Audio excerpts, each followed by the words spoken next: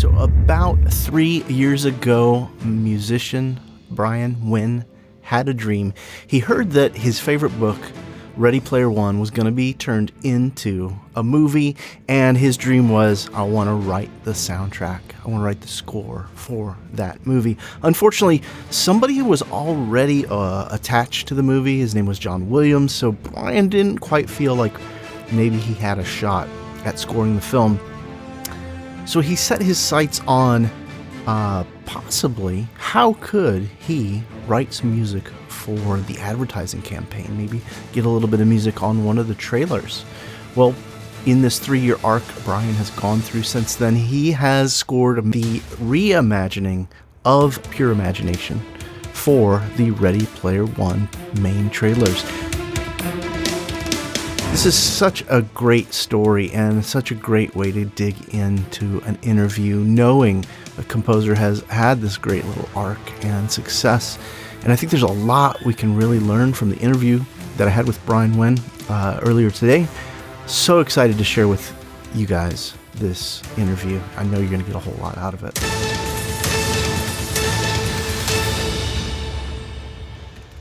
All right, I'm here with Bryan Nguyen. That's how you pronounce his last name, if anyone was curious. We had a little discussion about that.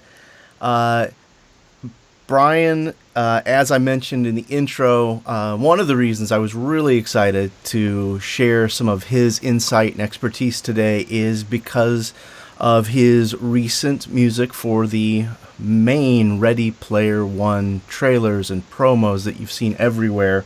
We'll get to some details about that and ask him about his experience. But first, I wanted to ask you, Bryan, what kind of got you to want to focus on music for trailers?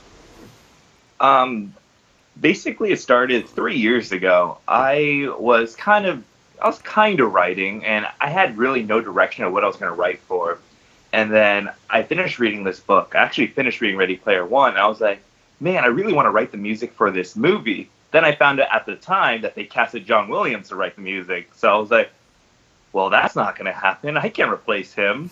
So I was like, you know what? I'm going to look at how to do the advertising. So I dived into it. That's when I realized that trailer music is actually an industry. So that's when I really started veering all my focus towards writing sci-fi or retro or any sort of style tracks to eventually land to that. Because I knew that when Ernest Cline finished writing the book, it was published and it was sold to Warner Brothers at the very same time it was published for the public. So I knew it just had to be a matter of time. So I basically prepped for this placement. And so that was around the time the book came out then. I think it was around the time that I really started gaining traction. I read the book when I was working at a GameStop. So I was literally surrounded by video games all the time. And I got the book as a gift. And then so I started reading it, and I really started to relate to it because I realized I wasn't really maximizing my potential. So I took that as a sign of me to push forward and try to get this advertisement. At least I told myself, if I can get a 5-second TV spot for it, I'm happy. If I get one piano note in it, I'm happy. So for everything that transpired, I'm just extremely grateful. Yeah. As you started to focus on trailer music, and I know this from firsthand experience as well, how are you dealing with such tight deadlines? And because sometimes I've had as little as 6 hours sometimes, and I'm sure if you get 3 days, you're a happy man, right? Oh man, if you get 3 days, I feel like there's no excuse for that. I feel like even when I get the 3-day deadlines, I always talk to the client and tell them I'm going to send something the next day and the next day after that, just so that we can get to V2, V3, and by 3 days, they have the final one that they want. So it's actually like the added stress of knowing that that's the definitive date of when they need the last one they need to send out. So for tight deadlines, I tend to realize that it's not just on my part that's dealing with the stress, but it's the overall picture. So if we have a tight deadline, that's probably because our client has a tight deadline. And if I feel like I'm not delivering on my end, that I'm the weakest link at this point, and I'm not delivering for a bigger purpose. So I try to think about that before I'm too in my head about, am I going to finish it? Like, it gets to the point where I'm like, it has to finish. There's just no but, if, like, I have to do this. So how do you that's find pretty much how I do it. how do you find inspiration for working on those kind of tight deadlines? I think as you progress forward and on, I feel like inspiration, if you waited every single time to write something based off of inspiration, you'd be writing one track a year probably. That's at least me. I don't feel like I felt, let's say, necessarily inspired per track. It gets to the point where you're basically relying on your fundamentals and muscle memory of what would work, what wouldn't work, just enough to be like, okay, this worked for this project. I feel like it gets that way, and it's different than feeling creative, because as you progress forward in this track, let's say it's a tight deadline, your creativity really takes over as you're moving forward, but the most important thing is to start it. I think that everyone finds difficulty into starting a track or finishing a track, and I feel like that's where your creativity and inspiration and gumption really kicks in. Yeah, I think that I think those things resonate with me as well. It's almost like the saying, if you can just promise yourself you'll go to the gym, you don't have to work out for an hour. Just get there, work out for 5 minutes. I think it's the same way. I think oftentimes the word inspiration is overrated, and I think that divide between craft and creativity, as you said, is a real fine line.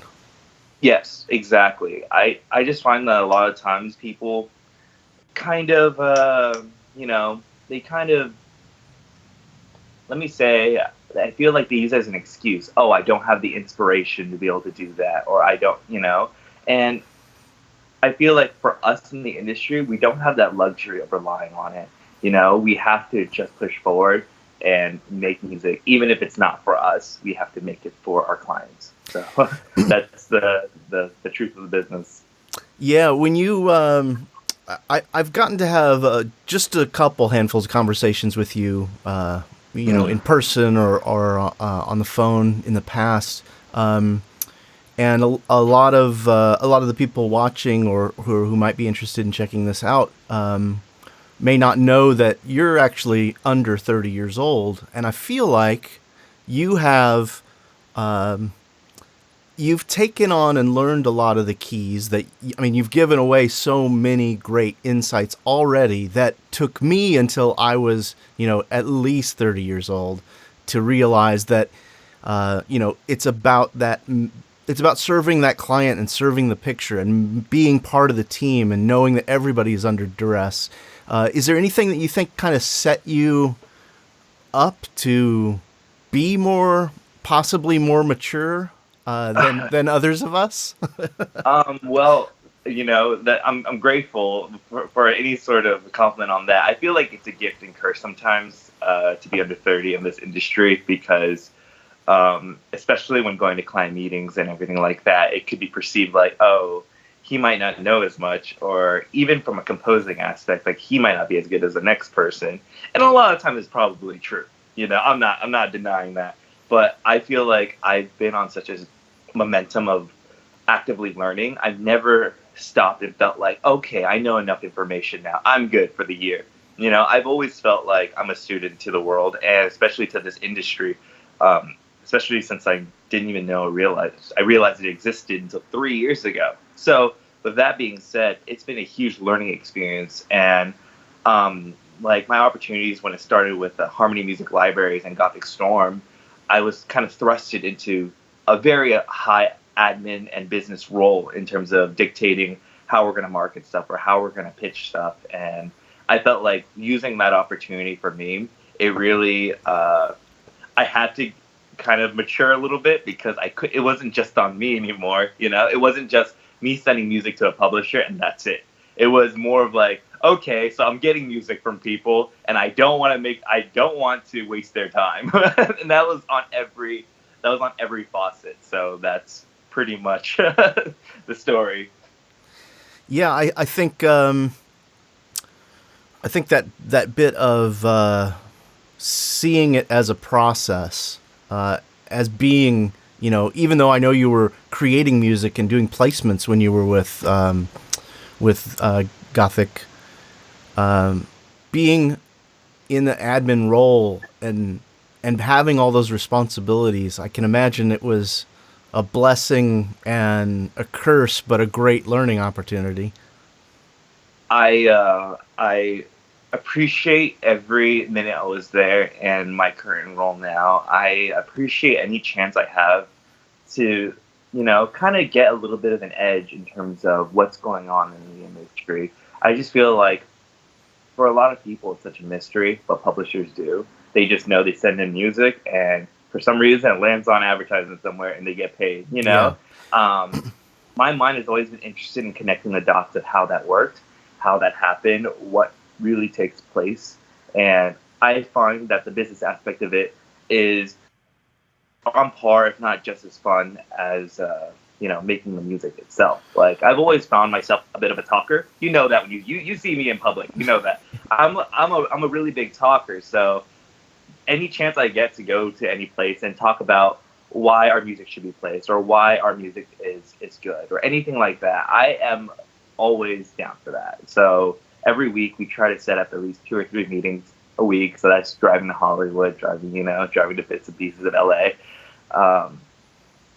But yeah, no. So I feel like learning the admin roles of it has really, I don't know how to say it. I feel like it's really molded me in a way where now I'm not just thinking about something from a creative way. I'm thinking about it from a fundamental industry way, like a business way. Yeah, and I think sometimes I know when I know many younger composers, including myself when I was young, I had some great opportunities that I blew because I felt like a bit of a rebel, and I didn't want to touch spreadsheets. That's kind of the way I thought of it. Yeah. But that's all part of the process of working with the team and contributing. And earlier when I said a blessing and a curse, the curse was more about me talking about my own personal dread of spreadsheets when I was younger, and the idea of any kind of authority, rule, or admin functioning bureaucracy or anything like that. But that's all part of it. Yeah.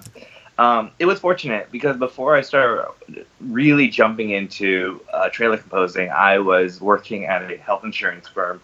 And that being said, I use a spreadsheet for everything. It was truly the picture of someone in music conformed and started working corporate, But at that point, I started learning Excel. I started learning all these things, how to organize.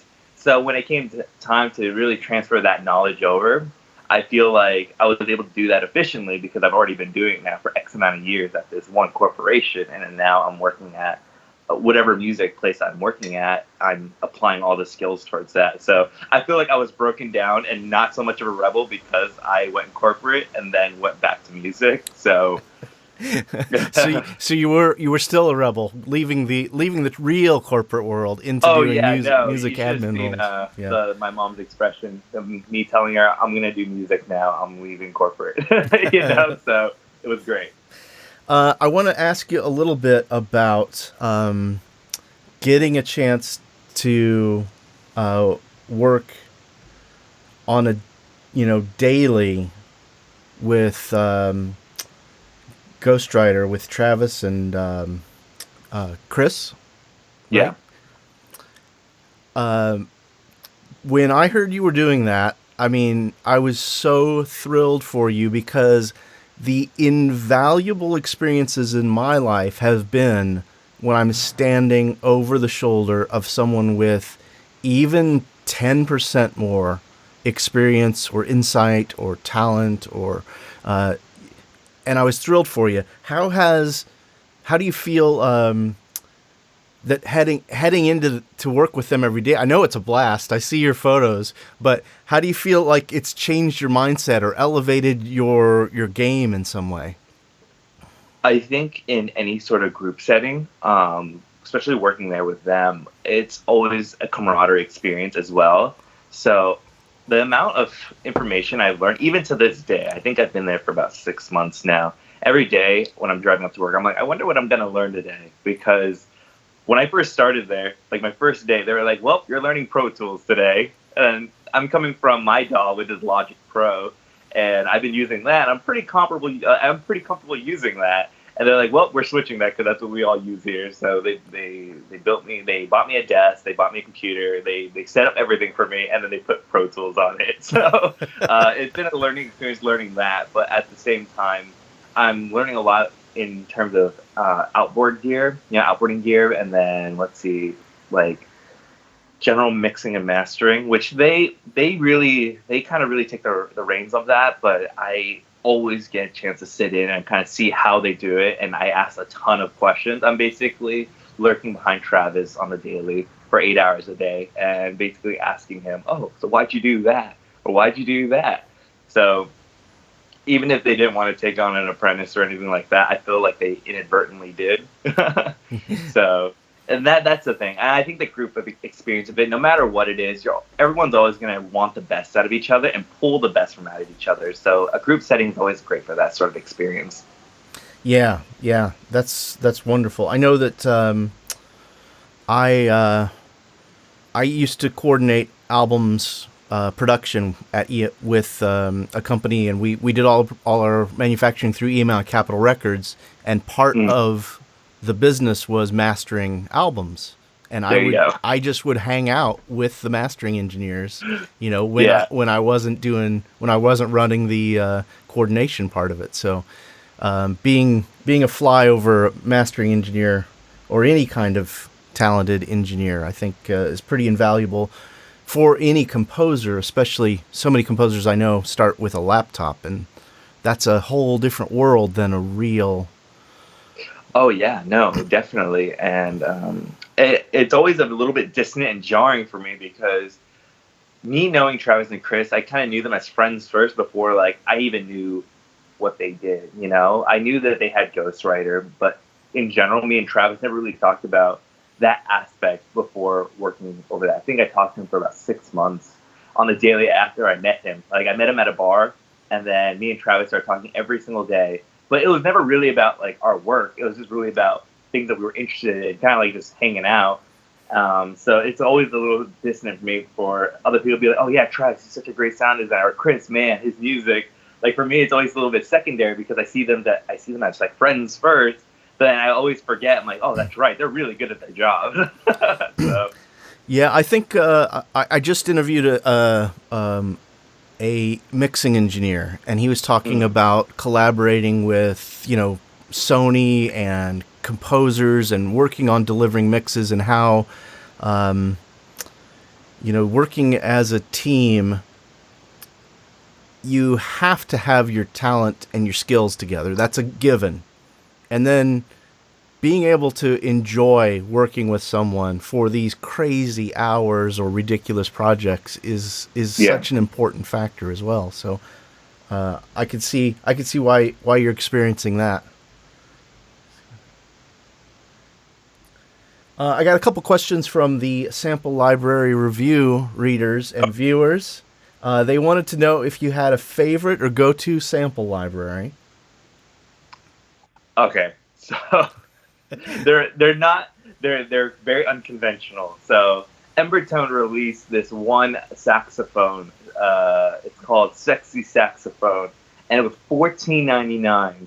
And ever since I got it, I layer that thing in everything, and it's such a rich sound. And I feel like it has its own personal decapitator on it, where it just gets so intense.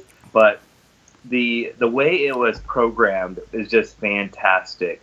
Aside from that, I use a ton. Like in general, my go-to synth is Serum. I use Serum on everything, no matter what kind of track it is. Even if it's an orchestral track, I'm layering something underneath the brass or layering something underneath, the staccato strings and such. So Serum.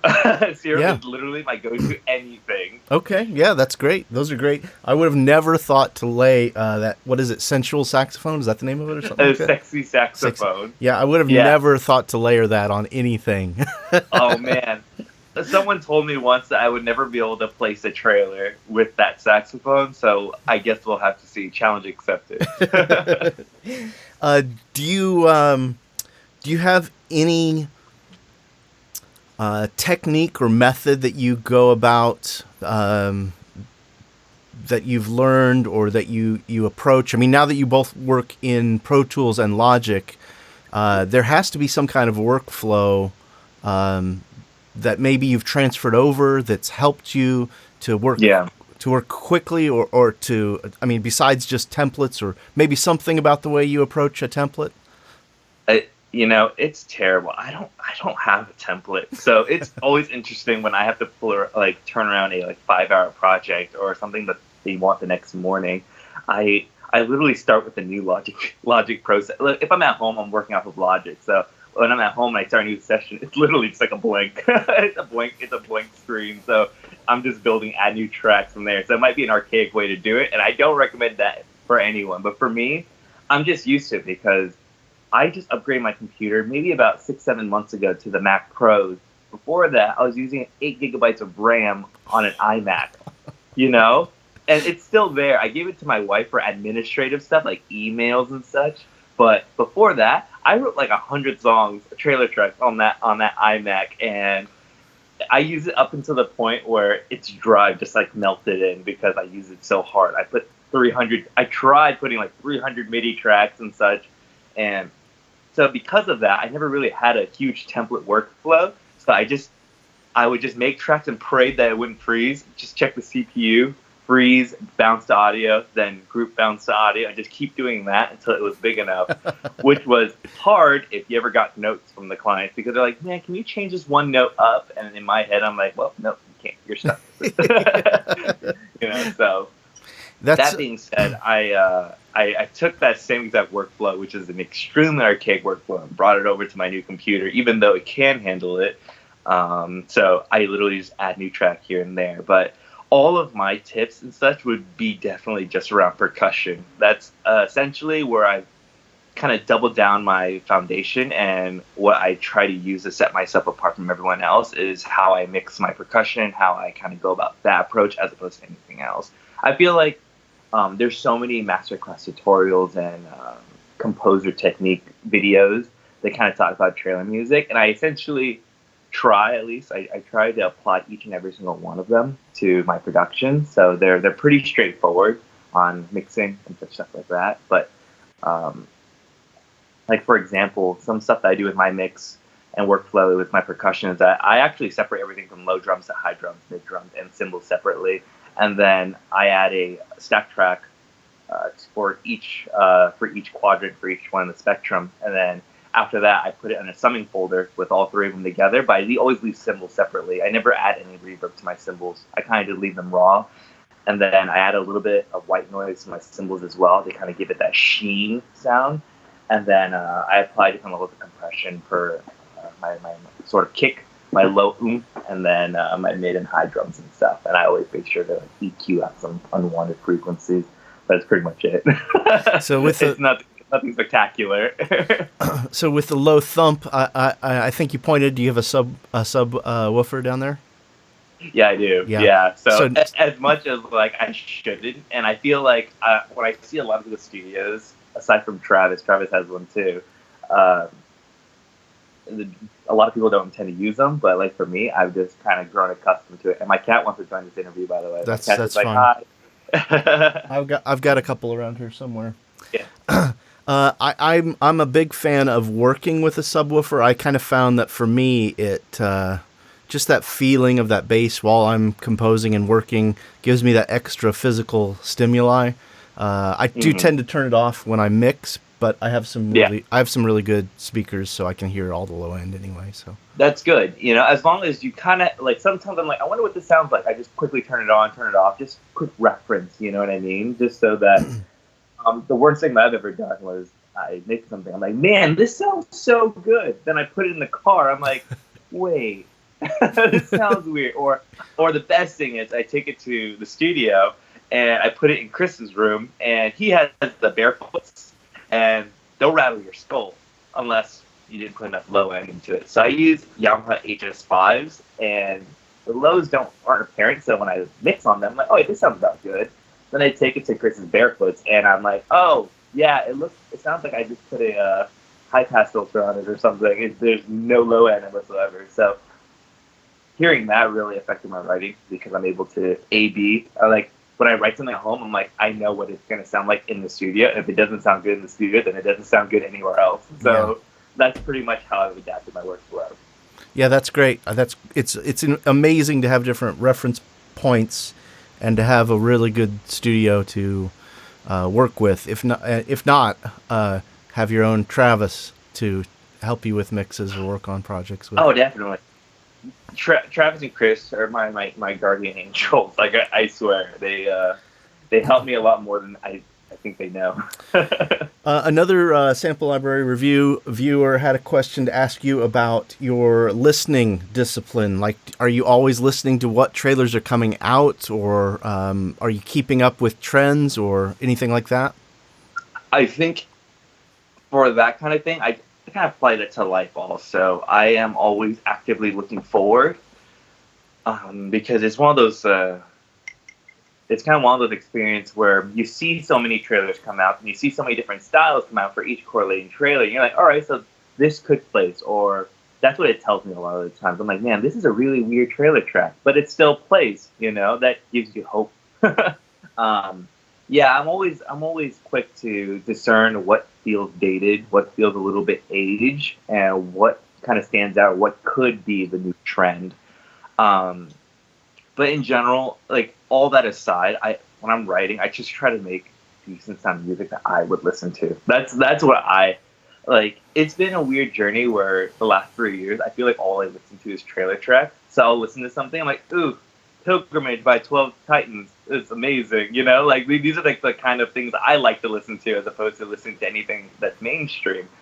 Terrible, because I feel like everyone needs a daily dose of everything. But with that being said, I really feel like I just want to make music that I personally feel attached to, and I feel like in this saturated industry, I need that bit of boldness in music. I feel like a lot of people are so let's say they're so determined to get onto publishing libraries that they're almost a cookie cutter of everyone else's music, and that's the industry is being saturated by music like that. And that being said, if you're trying to sound like someone else and the client's trying to look for that sound, they'll just go to the someone else, and that just lowers your chances, I feel like. So my main thing is that my discipline in listening for trends and writing anything like that is to make sure that my music itself is as bold as possible. So it's either panned, it's either hated, or it's okay. A great example, I actually mentioned it earlier, is Pilgrimage by 12 Titans, David. He wrote that for his upcoming album, Satellite. And my God, if that's the trend that everyone has to do, I love it. Like the distorted brass, the vocoder that comes in. It was used in the trailer for Netflix The Mute. And by far my favorite track I heard in 2017, I believe, or it's 2018. By far my favorite track I've heard. Which trailer was it used in again? It was used in Netflix theatrical trailer, The Mute. It's like a sci-fi. It's like a wannabe like Blade Runner meets Altered Carbon almost. Okay. But those are the things I'm always looking out for. It's very rare in a year where you listen to something in a trailer and you're like, well, that could set a standard for something, so but yeah, I always derail my conversations. I'm like, I like talking, but I'm like, wait, what was the question? But yeah, in general, I'm always listening. I watch every trailer that comes out, any notable trailer that gets any sort of traction, I'm listening to it. I am quick on social media to realize who's doing it and to hear the isolated track. It's just part of, I feel like it's part of the gig, really. I feel like if you stop caring about certain things like that, you're going to drown. Yeah, I'm in the same boat. I watch trailers. Yeah. I mean, I went to go see, as we'll talk about in more detail, I went to go see Ready Player One a couple days ago. And and this happens every time I'm at the movies. the trailers. I've seen 5 trailers, and the trailer stops, and then I'm like, wait a minute, what movie did I come to see? Because I'm so engaged in the trailer, I forget what I'm Yeah. doing. So let's go ahead and talk a little bit about Come With Me, your reimagining of Pure Imagination. And I want to know a little bit about how that came about.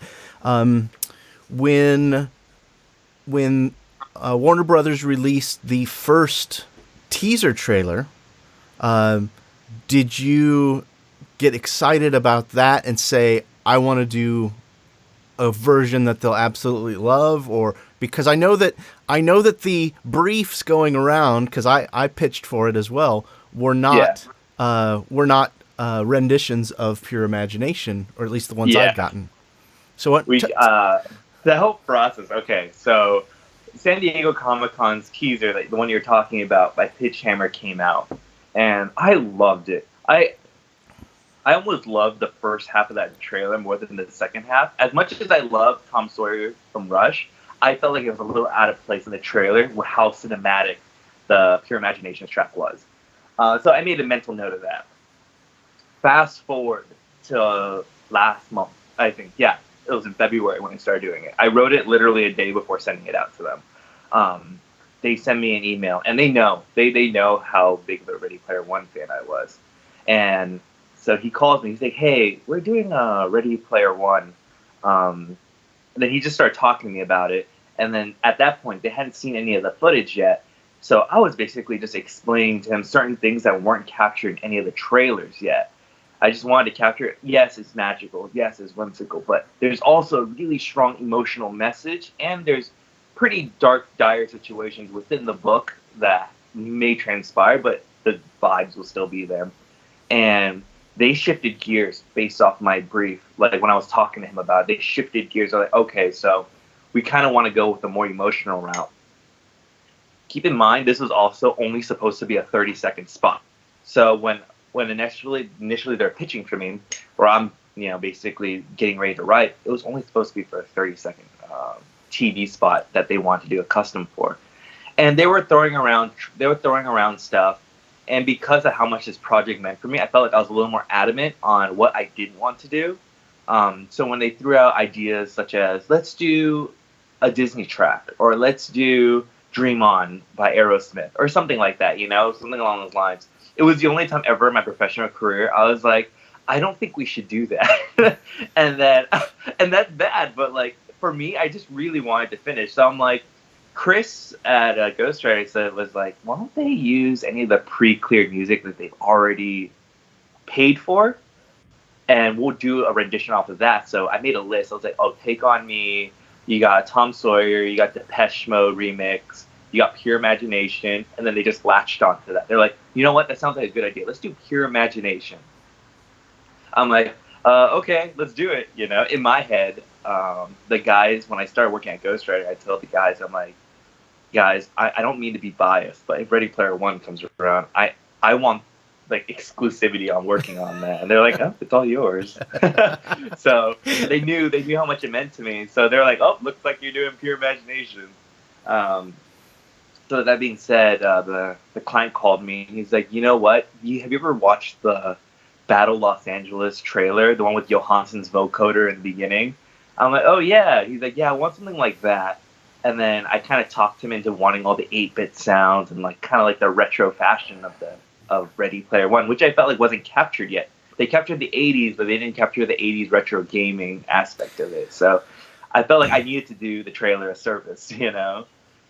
with that being said, yeah. Those little 8-bit arpeggios, you kind of just dash them in, and they do add so much more depth to the track, and that the opening with I assume it's you singing the vocoder underneath Merita's vocals. Moretti, yeah. Moretti, yeah. Awesome. Yeah, we even talked. No worries, I didn't know either. So yeah, no, when I got the brief, like at 4:30 p.m. I went to Guitar Center at 5 p.m. and I bought a Novation Ultra Nova vocoder because I didn't want to use the in the box one. I'm like, man, I hope this goes through because I literally just spent money on equipment to buy to get it to work. It had like a built-in like mic so that you could do the vocoder. So literally that night, the longest part of writing that track was me figuring out how to do the vocoder. That was literally the longest part. How to get the setting right. But yeah, no, and then I kind of implemented things that were really relevant in trends this past year. Well, like Stranger Things was a big example of that. Any synth art is kind of discerned as like these retro 80s things now. So I implemented that underneath it. I basically had this art that just kind of went in and out of the track. And my main intention with the track was to give it a lot of motion, if anything. I guess for the most part, it's very broad. It's a very open track, and the things that I add to it kind of move the anxiety up and down. Move the tension. Well, I think you nailed the adding emotion. I mean, I'm sure you've seen the dozen or so other cuts that all include bits and pieces of your rendition, and they really go for it really goes for the emotion every time they cut to what you created for that. So yeah, it was a particularly slow piece also, so I feel like it would have been hard to make anything else out of it. It was, I think it was like 110 BPM, and it was playing the whole notes at 110. So yeah, no, it was actually slow. I think it was 90. I think it was 80 or 90 BPM, but the track itself. So I think in general, you couldn't really cut anything else to it. Yeah, part of the reason I wanted to start this interview series is as much for me as for everyone else who will get a chance to see it. So one of the things that I was curious about is for your for you saying you went for the emotion. That's exactly the way that I felt when I heard it, and I thought, oh, that's wonderful. I'm so excited that Bryan got this. And then I found out that I had some music placed in the featurette, the stuff. Yeah. And I was like, okay, that's great, because I've actually thought to myself, I don't think that the direction they want is going to be the trailer, the brief I got. I don't think that's going to be it. I said, I want to build something that'll be utilitarian, that will work under picture for what I'm seeing in the teaser trailer. Yeah. Which went on to be used again. So I guess from my thoughts that way, how much do you and the guys at Ghostwriter, or how much do you perceive maybe? Do you ever think about things like the utility of the track as much as you think about, I just want to make great emotional music? Because there's so much about serving the editors and giving them something that they can cut in half and to a million pieces and put the dialogue in between. So I'll leave it right there. At that aspect, like with that in mind, this particular person who cut this trailer, I've worked with him on 2-3 different projects before this one. So we kind of had a sense of how we worked together, what he wanted, what I wanted.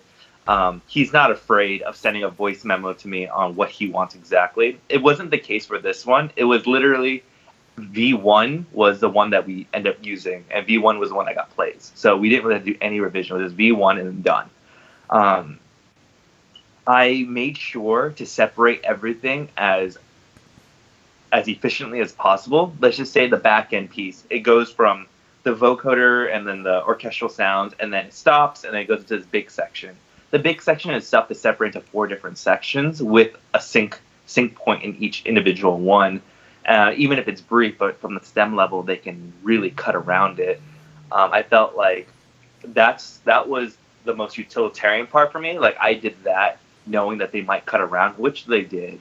And I feel like I kind of went all in on it. If it didn't get used in this particular project, I would have found it hard for it to get used in anything else. It felt very kind of like catered and tailored for this particular spot.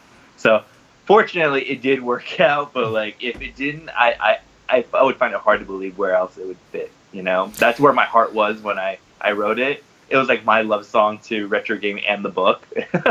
It's like my song to it. Yeah. And then I keep pronouncing her name wrong. Moretti? That it is. Okay, great. And have you worked with Moretti before, or was this the first time you got to collaborate with her? So she's always been by the studio. She works with Chris a lot, and the circumstances to all of us meeting was from Moretti. I invited Jan from Audio Imperia. I invited him to an event. Jan invited Moretti. Moretti invited the two guys, and that's where I met them. So I always have this like sort of like gratefulness for Moretti. I have an arsenal of female singers I usually go for, but with the timeline and the crunch time being what it was, I needed someone that can just, I need someone that can just knock it out of the park the first time through within like half an hour. So Chris recommended her. Chris was like, you should use Moretti for this. He called her up, then he emailed her my V1 stems, and then she came back like half hour later, done. And then we sent it off to the client. Yeah, and like it was like barely needed to be mixed either. She just did such a good job, and her voice sounds so good on its own that like I almost didn't want to add anything to it. I'm like, should I add reverb? It sounds really good already. Yeah, I actually when I listen to your track, I actually go through the process of wondering how you felt while you were mixing it, about the difference in level between the vocoder track and her level, and where you arrived at that intuitively, like because those are the things that I go through when I'm mixing as well. So let's just say the vocoder section was a lot lower, and it wasn't for the lack of trying to get it louder. It was initially the brief, I was only just going to do a vocoder section, but I really thought after I kind of finished everything and I listened through it, I'm like, this would seem way better with a female vocalist on top of it. So it was a very last minute decision that even the client didn't really ask for. Which we're glad that we ended up going for it, because they wanted to lower the vocoder section. They're like, yeah, studio says lower it a little bit. I'm like, okay. So it's just enough for you to like, wait, something there, but it's not enough for you to be like, oh, there's a vocoder behind the vocals. Yeah. Well, it's just like I mentioned with the 8-bit little arpeggios and stuff you do. It just adds more dimension and feel, and her voice just is so ethereal. It gives it that dream-like quality, which, in my opinion, is it feels like the Oasis because of that, Yeah, I'm so grateful for her. Yeah. Like a lot of people try to take credit whenever some success comes their way or anything, but like I kind of sit back and I'm just like, man, without any of these people, I wouldn't have been here. So I'm grateful to everyone that's ever helped me, including her. Well, while we're talking about her, and of course, the majority of the viewers at first, because this will be my first in the series, will be sample library review viewers. Do you have the Jaeger, and do you use the Moretti sample library at all in there? I feel so spoiled because I have Jaeger. I do have Jaeger. I got a copy too, so I started using it. I started using some of the strings, and this is after the fact of everything. I literally just recently got Jaeger. With that being said, I'm at the stance right now where I have Moretti on my messenger or on speed dial.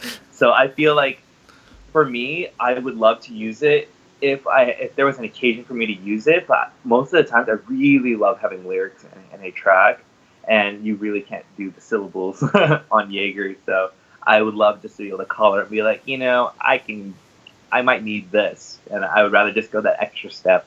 And a lot of people aren't fortunate enough in that case to be able to have Moretti just sing on anything they need or anything, Yeah. So it is the next best thing. You can have a virtual clone of her, but for me, I'm still dealing with her, or if not her, another singer on a daily basis. Yeah. I feel like I'm consistently talking to singers every day on something. I got a couple questions about kind of your viewpoint and your journey. And the main one I'm always curious about is talking with other composers. I mean, I feel like the vast majority of composers I get to hang out with and talk with, I'm always so excited because they're, for the most part, fundamentally amazing people that I can communicate with because we share so much of a passion. It's not about the business per se. It's about creating and loving music so much that you're just going to go for it the way you have. Um, do you have any experience with failure? Like, I know you probably have gotten some tracks you love rejected. Like, how do you deal with that, and how, if any way, has it played roles in you moving forward and succeeding? Yeah, no. I feel like failure is such an integral part of this industry, particularly. There's always going to be the failed projects or the quotes that never go through, or the tracks that just didn't simply make it on an album. There's always going to be those things. And for me, I've shared such a great deal of them, of not making the cut for a publishing album because my quality wasn't there, or a composer straight up telling me when I started, and this was warranted, that, I wasn't going to place anything if I kept this level of quality. And all these things have really invigorated me to just improve. And my experience in general is I try to think of the positive side of it, really. If a track doesn't go through for, let's say a custom track doesn't go through for a trailer, you still have that track for something else. You never know what it might be used for, but it's still there in your arsenal now. So that's, like, right now, I probably work on 3 or 4 tracks a week for various projects. If none of them go through for the next year, let's just say hypothetically none of them go through, I still have 4 tracks times however many weeks are in the year in my hard drive, ready to be used for anything else. And I feel like there's always a positive side to any failure that you might have. If you're not making on an album and your quality isn't there, it's a blessing, because in general, the public doesn't need to hear the public will only hear your best work and have that perception of it, So if it's something that might be a little lackluster, it's not going to be perceived by the audience because of, it's not even on the album. And I was really grateful for that, because there were a ton of music I sent to publishing albums earlier on a few years ago, and I'm so glad those never made it out to the light of day. At the time, I thought they were works of art. I'm like, this is Picasso. Why aren't you publishing it? And as you get a little older, you're like, yeah, thank you for knowing better than to not do it. It almost gets to the point now where if someone likes my track, I kind of question it a little bit. I'm like, wait, are you sure? Like, I question their music listening. I'm like, wait, you like it? I don't trust it. So. Yeah, I understand. Last month I had 3 tracks in a row rejected, not even being passed on. Yeah. And of course it can be, you're always going to be a little bit, or at least I am. I'm always going to be a little bit emotionally attached to them. So I'm not like mad at the publisher. I'm not mad that they didn't get passed on. I always just take that, like, however many hours to go to the gym or go for a walk or do something to get it out of my system. And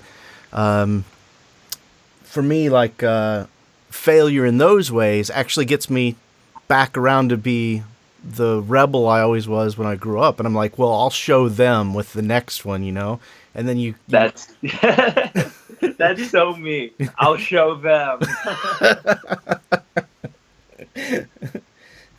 What percentage of your success thus far with this great arc you've had do you attribute to luck versus talent versus hard work?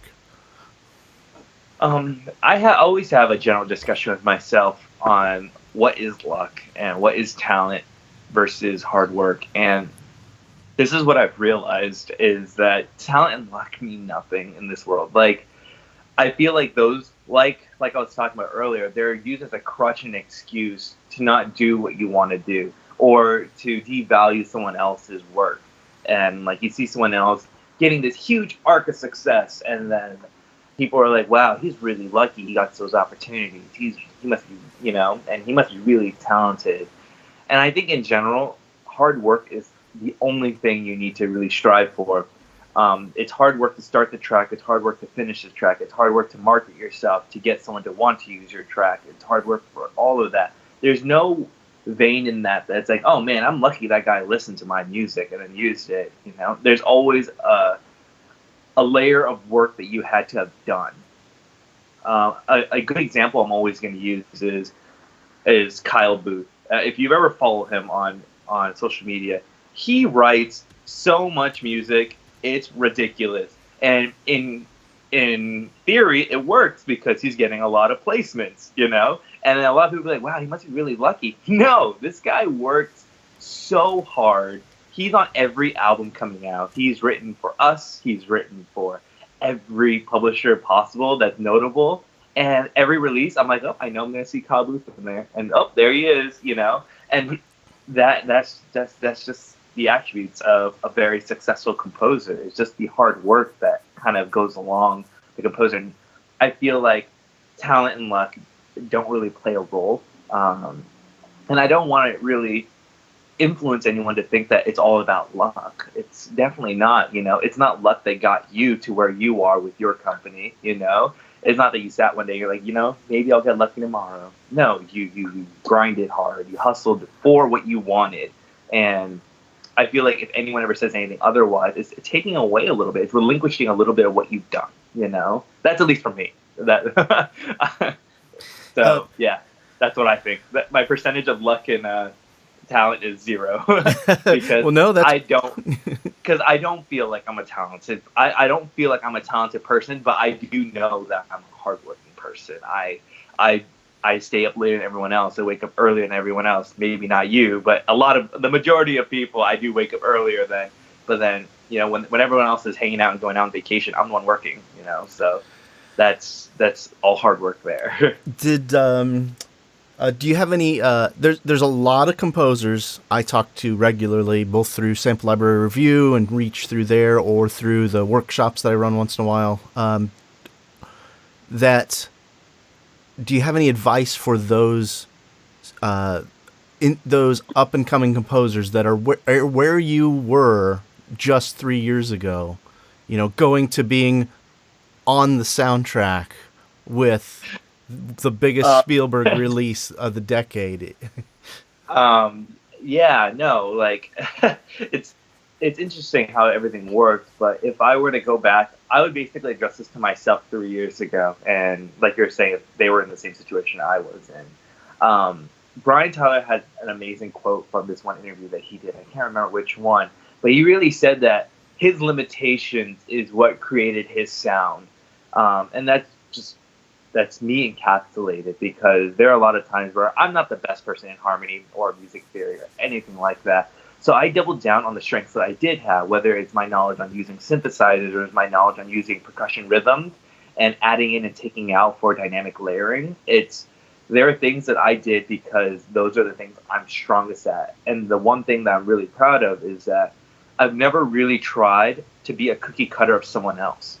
I'm going to talk about that a lot, is that between all these music publishers, there's a ton of music. And for someone to emulate not the quality of sound, I'm not talking about that, but just the style of song that is there, without adhering to their strengths and just being another generic version of it, I feel like you're doing yourself such a disservice, as opposed to really bringing out your artist side and what makes you an individual writer, what discerns you from you. When you listen to, let's say, a Cody Still track, that's Cody.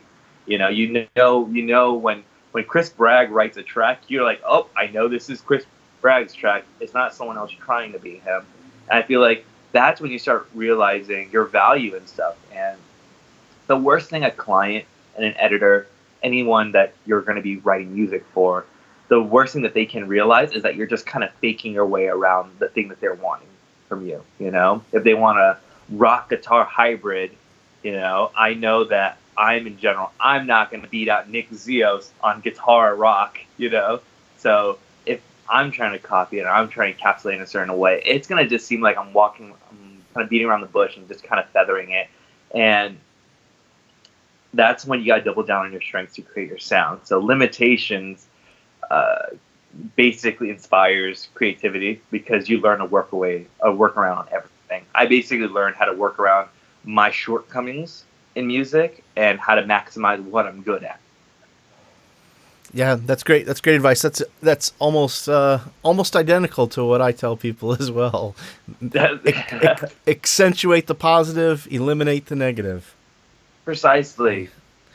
I got a couple kind of rapid fire questions for us to wrap it up.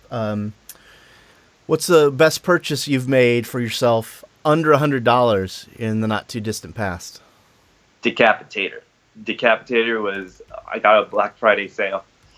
Do you have a guilty pleasure YouTube channel or top YouTube topic?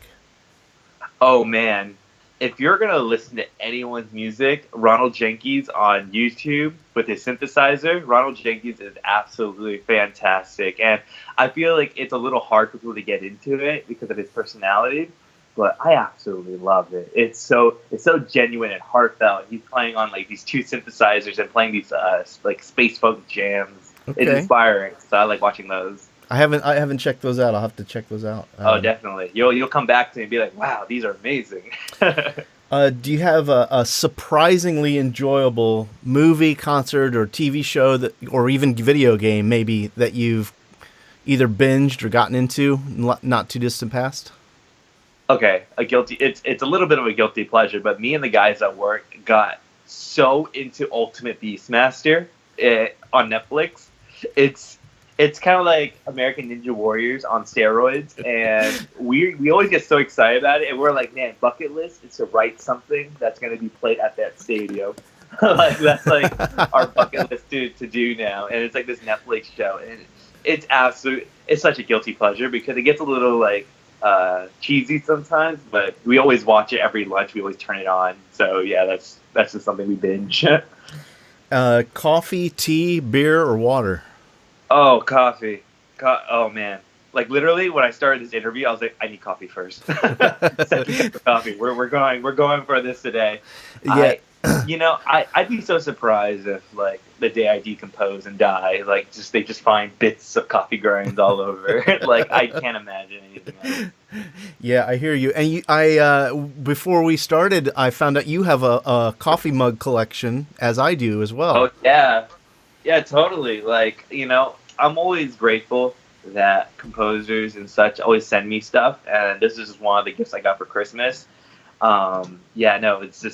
It's a weird thing. I didn't realize how much I like coffee and coffee mugs until I was just going through my drawers. I'm like, my God, how many mugs do I have? I have like 50 or 60 mugs. Yes. And yeah, it gets to the point where you're not even having to wash them. You can just use new ones every day. Now, do you have a Ready Player One coffee mug yet?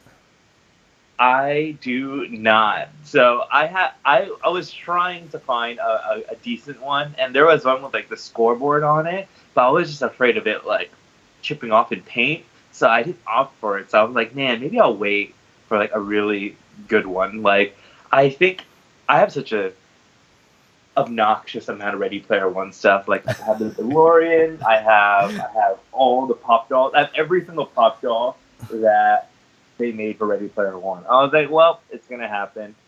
You only live once. Yes, so, yeah. I bought all the socks too. There you go. I see, like, you bought those way before the merchandise really even came out. So when you said, "Oh yeah, I got socks," I'm like, how? I didn't even know when they sold it. Yeah, it was before they before they hit the Hot Topic stores. I got in touch with somebody and got it, but I got a pair of everything, even the kids ones that I can't wear. So I don't know what I'm going to do with those. One day. Yes. Yes. One day I'll have a kid who can wear them at some point. Yeah, there you go. Bryan, thank you so much. You've been extremely insightful and helpful, and I'm as a Facebook friend, acquaintance, and somebody who's got to meet you in person a couple times. I've been thrilled to see this arc you've had of less than 3 years of having this desire, putting your nose to the grind, and succeeding. I can't wait to see what you'll be doing in the near future with your motivation and skills. Thank you so much, Don.